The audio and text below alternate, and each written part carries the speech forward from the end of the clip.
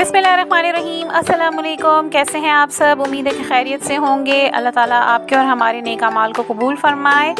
आज हम बनाएंगे यखनी वाला मटर पुलाव, वो भी चिकन या गोश्त के बगैर। तो चलें स्टार्ट करते हैं।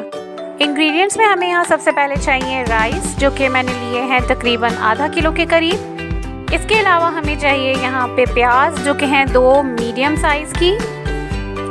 साथ ही यहाँ पे मौजूद है एक मटर का टिन, यानी आप 200 ग्राम मटर ले सकते हैं।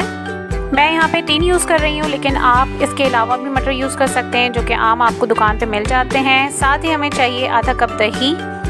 हरी मिर्च हमें चाहिए, जो कि तकरीबन 6 अदद। साथ में हमें चाहिए सौंफ 1 चम्मच।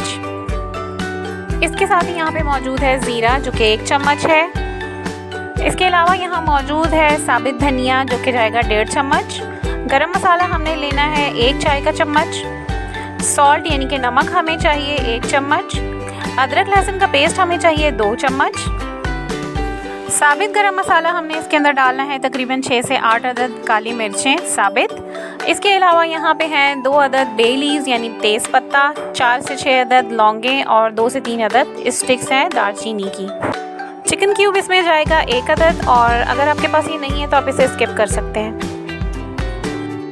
अब सबसे पहले हमने ले ली 1 अदद छोटी पतीली, और इसके अंदर हमने लेना है तकरीबन 2 कप के करीब पानी। इसके अंदर हम डालेंगे सौंफ। साथ ही हमने इसके अंदर ऐड कर देना है ज़ीरा, जो कि हमारे पास 1 चम्मच के करीब है, तो हम आधा चम्मच इसमें ऐड करेंगे। और इसके साथ यहाँ जाएगा धनिया, जो कि 1.5 चम्मच हमने लिया है। और ये तमाम चीज़ें इसके अंदर डाल देने के बाद हमें इसे मीडियम फ्लेम के ऊपर अच्छे तरीके से पकाना है। इतना पकाना है कि ये तमाम चीज़ों का अर्क निकल जाए। तो अब हम इसे कवर कर देंगे तकरीबन 10 से 15 मिनट के लिए। जब तक ये यखनी तैयार हो रही है, यहाँ पे हम कर लेते हैं मसाले की तैयारी, जो कि चावलों के अंदर जाएगा। तो यहाँ सबसे पहले मैंने लिया है तकरीबन 2 से 3 अदद सर्विंग स्पून भर के ऑयल, क्योंकि पुलाव के अंदर ऑयल ज़्यादा अच्छा लगता है। यहाँ पे चला गया इसके अंदर आधा चाय का चम्मच ज़ीरा, जो कि हमने उसमें से बचा लिया था। साथ ही यहाँ सारा खड़ा मसाला यानी साबित गरम मसाला हमने इसमें डाल देना है, और थोड़ी सी देर इसे पकाना है ताकि इसका अच्छा सा अरोमा उठने लगे। जैसे ही हमें इसकी खुशबू महसूस होगी, हम इसमें जैसे ही मसाले में से ज़बरदस्त किस्म की खुशबू आने लगेगी, तो हमने इसके अंदर ऐड कर देनी है प्याज। और प्याज को हमने करना है फ्राई, फुली कुक नहीं करना है इसे, यानी हमने इसको डार्क ब्राउन की तरफ नहीं लेके जाना है, वरना हमारा जो पुलाव है वो भी ब्राउन हो जाएगा। हमने इसको कच्चा पक्का रखना है। बस थोड़ा सा प्याज का कलर चेंज होगा तो हम इसके अंदर मज़ीद जो इसके मसाले हैं वो ऐड करेंगे। तो जी देखें, इस तरीके से हम इसको चला रहे हैं बार बार, ताकि ये डार्क ना हो। प्याज यहाँ पे जब तक भून रही है, तो हमने ले लिया है 1 अदद ग्राइंडर, और इसके अंदर हम डालेंगे दही। दही मेरे पास ये फ्रीज़ हुआ था, तो मैं इसको ग्राइंडर में डाल के इसका पेस्ट बना लूँगी हरी मिर्चों के साथ। 2 से 3 चम्मच के करीब मैंने पानी डाला है, और अब इसका बारीक सा हमने पेस्ट बना लेना है बिल्कुल, ताकि ये अच्छा सा टेक्स्चर दे हमें पुलाव के अंदर। ये मसाला हो गया जी तैयार।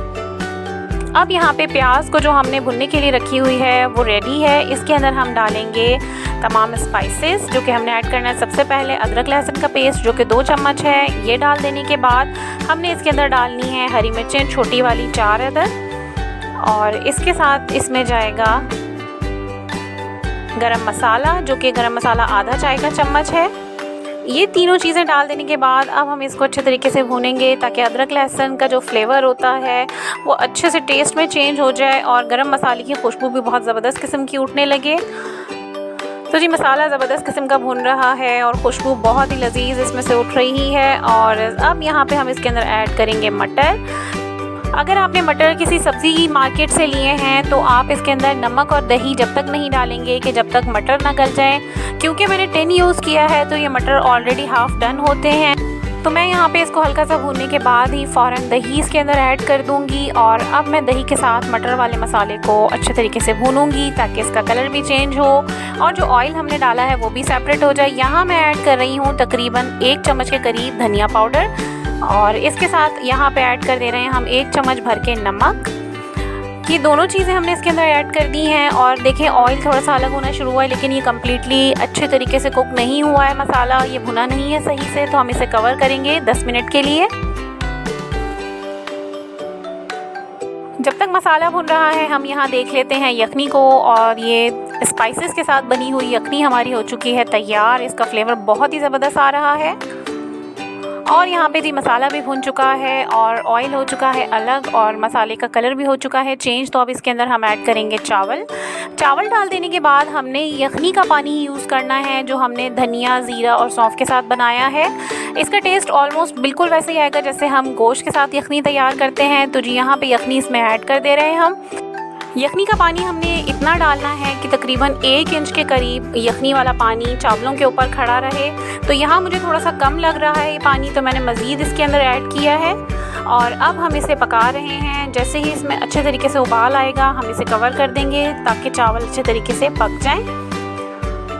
तो इससे पहले मैं यहाँ पे इसके अंदर डालूँगी 1 चम्मच भर के विनेगर। अगर विनेगर नहीं है आपके पास यानी सफ़ेद सिरका तो आप लेमन भी डाल सकते हैं, आधा नींबू डाल दें इसके अंदर।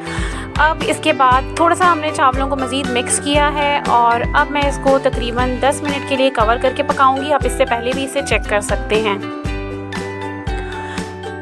चावलों में यखनी का पानी हो चुका है खुश्क और अब हम इसे कर देते हैं दम पे 10 मिनट के लिए। 10 मिनट बाद हम इसे करेंगे डिश आउट।